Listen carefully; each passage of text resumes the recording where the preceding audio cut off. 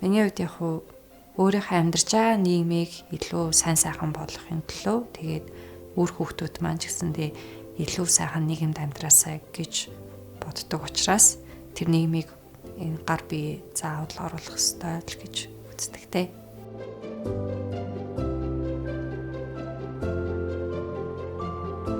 Самано 93 Кидалтын үүсгэн байгуулагч Creative Director Нэмсүрэн байна.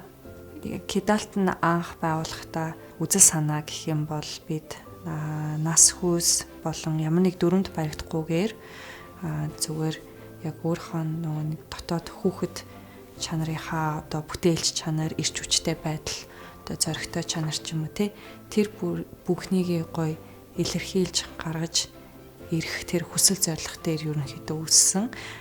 Тэгээд яг нийгэмд нөгөө нэг ажиглагддаг зүйл нөгөө хүм одоо том болохын хэрээр те одоо тэр яг хүүхдийн одоо дуу хоолойг ерөнхийдөө мартчихдаг. Тэгээд маш их нийгмийн одоо шахалтанд хайрцагт ордог учраас тэр нэг гоё бүтээлч чанар тэр байдал нь алга болдог. Тэгээд бид нар яг тэр зүйлийг одоо бити үгүй болоосай гэдэг одоо бодол сэдэлтээр анх үсгэж байлаа.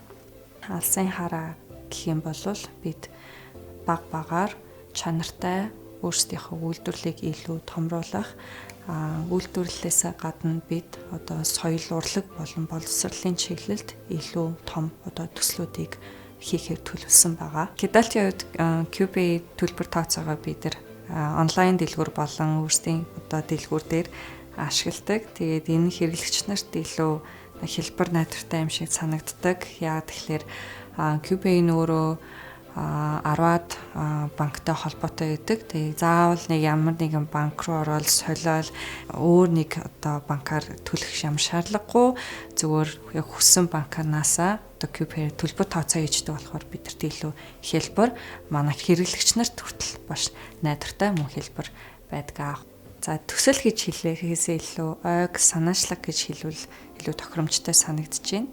Тэгээд яагаад heritage буюу өв соёл түгээхийн санаачлагыг эхлүүлсэн бэ гэхлээр бид нар ийм маш юм түүхтэй баялаг улс гэж сонсдог ч гэсэндээ яг ингээд цагаа тулаад ирэхээр ягаад чин түүхээ би өөрөө бүрэн сайн мэдэх байгаа юм шиг сэтгэл маш их авдаг байсан.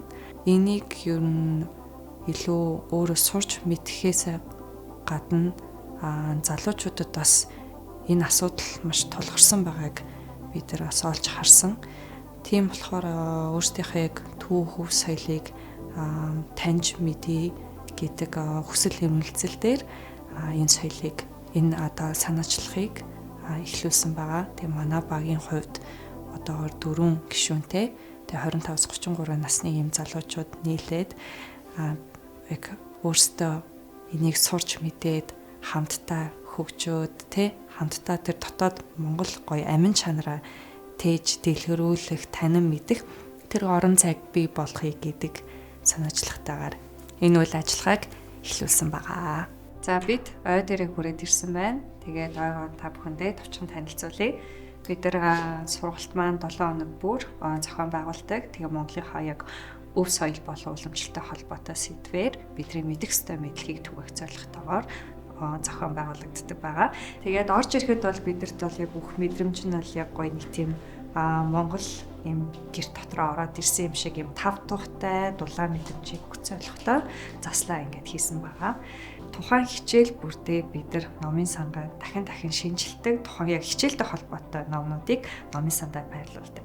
Тэгээ орж ирэхээс өмнө хүмүүс маань гоё номын сантаагаа танилцаад тэгээ цаашаага яг хичээл эрхлэх одоо үндсэн заал руу ордог байгаа. Бид нар 1 сарын хугацаанд 4 хичээл орсон байгаа. Тэгэд Монгол бичиг, Монгол хэл, Монголын түүх гэсэн сэдвүүдээр хичээл мадан эхлээд явж байна.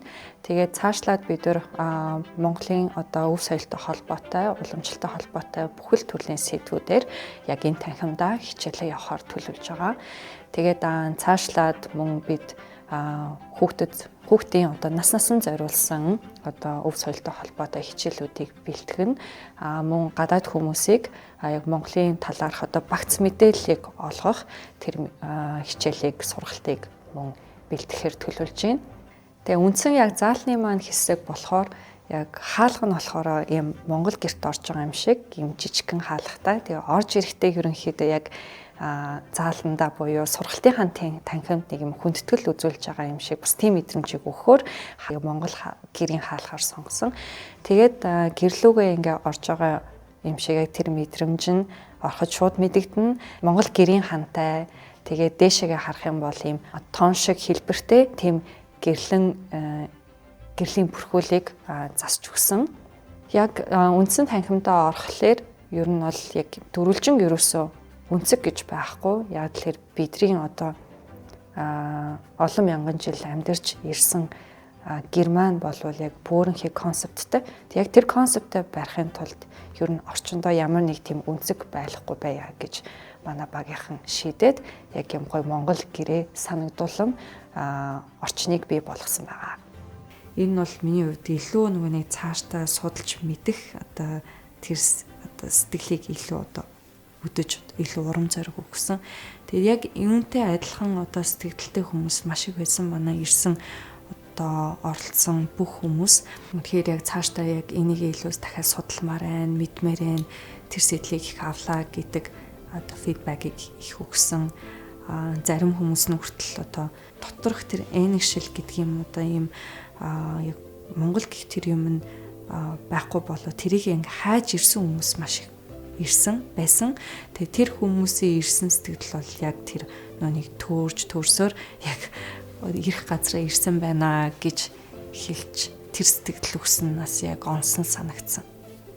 Монголын хүүхдийн театртай хамтраад одоо үлгэр домгоос одоо сэтгүүлсэн тийм хүүхдийн хөгжөөнд жүжигийг зохион байгуулад тэгээ үүндээ зориулаад хүүхдэд зориулсан юм хөөрхөн Монгол гэрийг одоо бариулах төлөвлөгөөтэй байгаа. Ортын хугацаанд одоо зохион байгуулах одоо Монгол бичиг, морин хуур, гар урлал гэх мэтчлэн энэ сургалтуудад зориулсан одоо шаардлагатай хэрэгслүүдийг мөн одоо бий болгох санаачлагтай байгаа. За Q-Fund төслийн хүрээнд 11 сарын 16-наас 11 сарын 30 хүртэл таны гүйлгээ бүрийг урамшуулж 4 төгрөгийг Ой Heritage төсөл болон Q-Fund-д хамаарагдж байгаа бусад төслүүдийг урамшуулж дэмжиж байгаа шүү. Та хуримтлал хэрхэн үүсч байгааг QPay албан ёсны вебсайтаас орон нээлттэй харах боломжтой байгаа шүү.